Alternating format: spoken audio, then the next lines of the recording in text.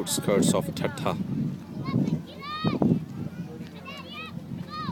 About 250 families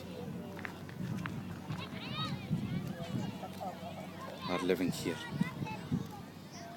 all displaced from their homes as a result of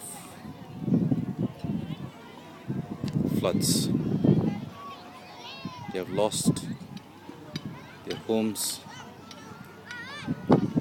their livelihood. Majority were farmers or had livestock, but their agricultural land now is under deep water.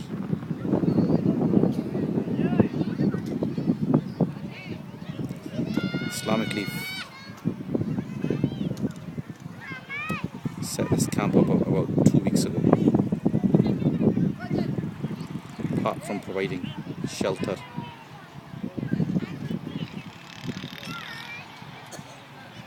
they've also provided hygiene kits with training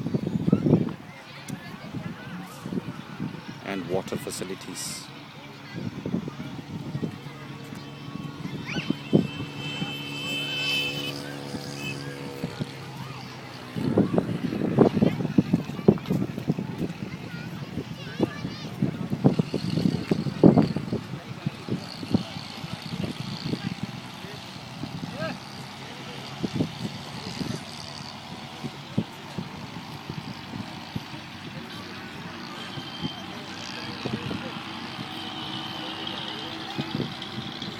These people will be living on this site for at least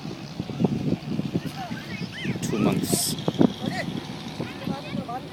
because that's what the experts reckon it will take for the water to naturally evaporate.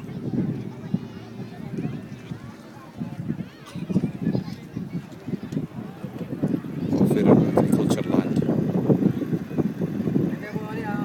This is the reality here in the south of Pakistan and Sindh. These are the lucky ones who have got tents, food. I've come across thousands of families in the last few days who